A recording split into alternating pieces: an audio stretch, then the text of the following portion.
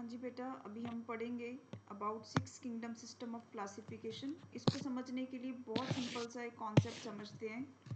जैसे कि जो सिक्स किंगडम सिस्टम है उसको समझने के लिए अगर मैं पूरे अर्थ पे जितने भी लिविंग ऑर्गेनिजम्स हैं, पूरी अर्थ को समझने के लिए एक बहुत बड़ी सी यूनिवर्सिटी ले लेती हूँ, जिसके अंदर तीन बड़ी बड़ी बिल्डिंग्स है। मान लो कि पूरा जो अर्थ है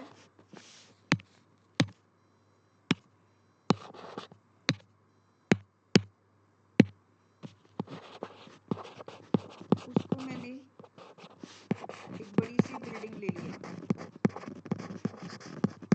ठीक है।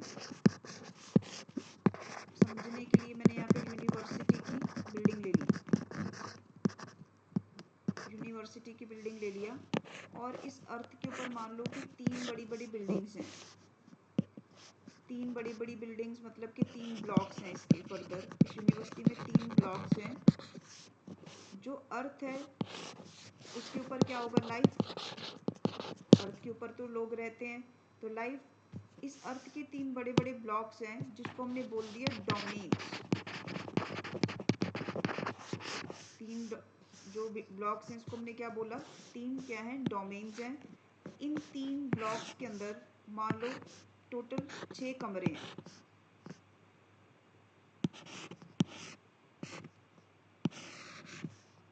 There are 1 2 3 4 5 and 6 rooms. Total 6 rooms हैं।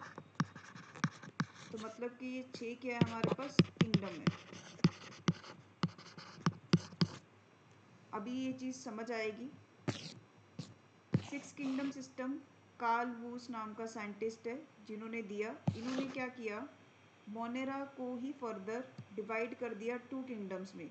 अभी आपने ड्रॉबैक में पढ़ा था कि आर्कीबैक्टीरिया और यू बैक्टीरिया में क्या होता है कि अलग अलग उनके कैरेक्टरिस्टिक्स होते हैं, तो जिसकी वजह से उनके बीच में सेल वॉल कॉम्पोजिशन में, सेल मेम्ब्रेन की कॉम्पोजिशन में कुछ ना कुछ डिफरेंसेस हैं। तो on that basis, on the basis of OTFB का मतलब क्या है? On the basis of cell wall composition, cell membrane composition, Monera को डिवाइड किया गया है 2 किंगडम्स में, that is kingdom Archaebacteria and kingdom Eubacteria. And rest बाकी के जो सारे हैं kingdoms, Protista, Fungi, Plantae, Animalia, उनको एज इट इज ही रखा गया। तो टोटल हमारे पास 6 किंगडम्स बने, जिसमें सिर्फ मोनेरा को तोड़ के 2 किंगडम्स में डिवाइड किया गया। जो कार्ल वूस है उन्होंने इन 6 किंगडम को 3 डोमेन में डिस्ट्रीब्यूट कर दिया। किस बेसिस पे किया? 16s rRNA, मतलब कि उन्होंने मॉलिक्यूलर एनालॉगी के ऊपर भी काम किया। प्लस जो ड्रॉबैक पहला वाला था कि मोनेरा के अंदर आर्कीबैक्टीरिया, यू बैक्टीरिया दोनों आ रहे हैं, तो उनको भी डिवाइड कर दिया। जो 3 डोमेन्स हैं उसी को क्या बोला गया? Domains of life. जो मैंने अभी समझाया कि लाइफ में, पूरी लाइफ के कितने डोमेन्स हैं? 3। और उसके अंदर कितने किंगडम आते हैं? 6। वही सेम यूनिवर्सिटी, 3 यूनिवर्सिटी लाइफ है और उसके अंदर 3 ब्लॉक्स है, मतलब 3 डोमेन है और उसके अंदर 6 किंगडम है। तो जो डोमेन्स हैं उसके बारे में भी हम थोड़ा सा पढ़ते हैं कि ये 3 डोमेन है। ये NCERT से मैंने लिया हुआ है पैराग्राफ। जो 3 डोमेन्स हैं उसमें क्या है? किंगडम मोनेरा को 2 डोमेन्स में बांट दिया। 3 डोमेन में से 2 डोमेन तो किंगडम मोनेरा वाले ही आते हैं। वो कौन कौन से आते हैं? प्रोकैरिया एंड यूकैरिया। ये किंगडम मोनेरा के 2 डोमेन्स हैं, प्रोकैरिया एंड आर्के। मैंने यूकैरिया बोल दिया गलती से। आर्के बैक्टीरिया को क्या लिया गया? आर्के। और तीसरा डोमेन क्या था? Eukarya. Monera divided into 2 domains, prokarya and archaea, and living the remaining eukaryotic kingdom in the third domain. जो थर्ड डोमेन है उसमें सारे के सारे यूकैरियोट्स आ जाएंगे, जैसे कि kingdom fungi, kingdom protista, kingdom Plantae, kingdom animalia. तो यहाँ पे मैं समझा सकती हूँ आपको कि जो किंगडम मोनेरा है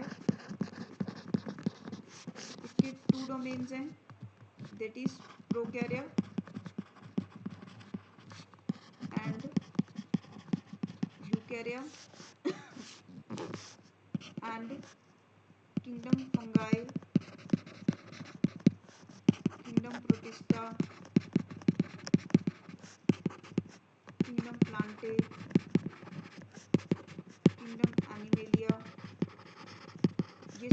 एक डोमेन है दैट इज़ यूकैरिया। ये सॉरी, यहाँ पे फिर से मेरे से गलती हो गई, यहाँ पे आर के ही होता है, पता नहीं प्रोकैरिया और यूकैरिया राइम बनता है तो दिमाग में वही हर बार निकल जाता है। तो प्रोकैरिया के साथ आर के, आपने ये गलती नहीं करनी है। माई अपोलोजाइज कि मैं बार बार ये गलती कर रही हूँ। तो ये 3 डोमेन्स हैं और माना गया है कि ये तीनों डोमेन का एक कॉमन एंसेस्टर है दैट इज़ प्रोजेनोट। तो we can simply write here कि माना गया है कि कैसी चीज़ें अराइज हुई हैं। प्रोजेनोट कॉमन एंसेस्टर था, उससे क्या आए, 3 डोमेन आए और उससे फर्दर हमारे पास 6 क्या आए हैं, किंगडम आए हैं। राइट, चलो थैंक यू गाइस। यहाँ पे क्लासिफिकेशन सिस्टम ख़त्म होता है। नेक्स्ट लेक्चर में मैं आपको पढ़ाऊँगी in detail about kingdom Monera.